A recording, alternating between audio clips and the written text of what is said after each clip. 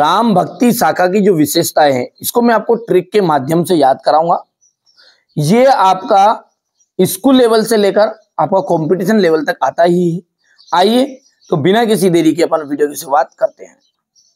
तो देखिए, जो राम भक्ति शाखा है ना, वो भक्ति काल की सगुण धारा की शाखा है। जैसा कि आप जानते, देखिए स्ट्रक्चर को ध्यान से देखिए, इसमें पूरा मैंने भक्ति काल का डिटेल ऐड किया है। भक्ति काल को दो रूप में बांट दिया गया है, सगुण धारा और निर्गुण धारा। सगुण धारा का मतलब क्या है? जिसमें भगवान को साकार रूप में माना गया हो। निर्गुण का मतलब क्या है? जिसमें भगवान को निराकार रूप में माना गया हो, मतलब इसमें मूर्ति की इनकी पूजा की गई, इसमें भगवान को निराकार माना गया है। अब यहां पर हम यदि आगे बढ़े तो ये जो भक्ति काल है इसमें सगुण धारा के दो भाग है। इसकी दो शाखा, उप शाखा बोल सकते हैं अपन, राम भक्ति शाखा और कृष्ण भक्ति शाखा। तो यदि आपसे एग्जाम में पूछेगा ये, तो ये ऐसा पूछेगा कि राम भक्ति शाखा किस काव्य धारा की शाखा है? तो भक्ति काल की सगुण धारा की शाखा है।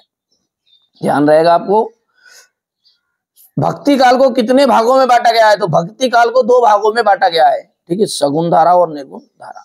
सगुण धारा की दो उप शाखा बताइए, या दो शाखा बताइए, राम भक्ति शाखा और कृष्ण भक्ति शाखा। अब जैसा कि अपन राम भक्ति शाखा की विशेषताएं जान रहे हैं, ठीक है, तो राम भक्ति शाखा तो सबसे पहले तो यहां पर इष्ट देव जो है, इष्ट देव मतलब भगवान,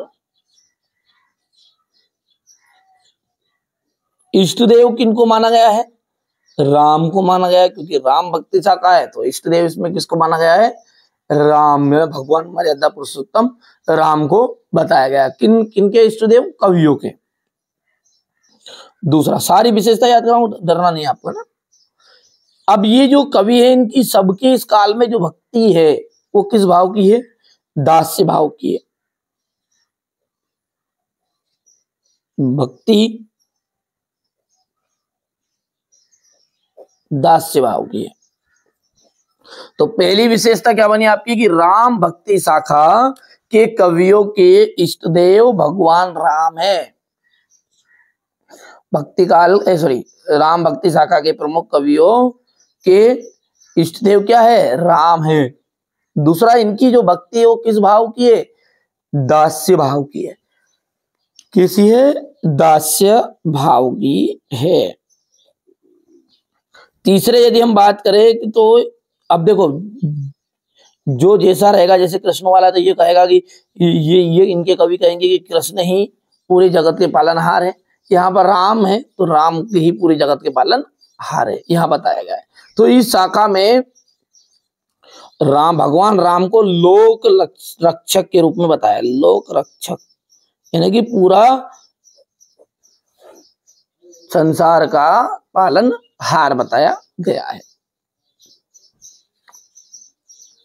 और इसके जो कवि हैं, कवियों ने प्रबंध काव्य और मुक्त काव्यों में रचना की है। ये पॉइंट थोड़ा सा लगे, बाकी तो उससे रिलेटिव है। प्रबंध काव्य, पूरा नोट्स भी दूंगा मैं, प्रबंध काव्य और मुक्त काव्य। तो पॉइंट समझ में आया है आपको? पहला पॉइंट क्या है? चलो इनको सबको अपन साइड में रख देते हैं और यहां से अपन कॉपी में देखते हैं। पहला क्या है, देखो ध्यान से, कि राम भक्ति शाखा के कवियों के इष्ट देव भगवान राम है। दूसरा, इनकी जो भक्ति है वो दास्य भाव की है। इस शाखा के काव्य में राम को लोक रक्षक के रूप में चित्रण हुआ है। इस शाखा के कवियों ने प्रबंध तथा मुक्त काव्य में रचना की है।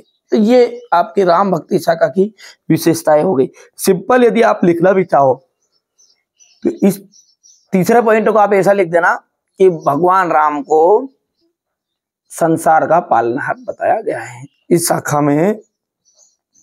शाखा में भगवान राम को संसार का पालनहार बताया गया है। तो इस तरह से आप ये विशेषताएं कंप्लीट कर लीजिएगा। चलिए अब आगे बढ़ते हैं।